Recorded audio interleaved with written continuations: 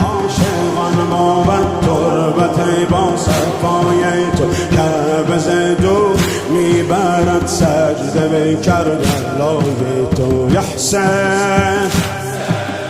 بیشتر از ولادتم بوده به تو ارادتم خلق نگشته گشته ام عاشق و مبتلای تو توی امام عشق تو داده ای به خون بها که ذات لایزال حق آمده خون بهای تو یا حسین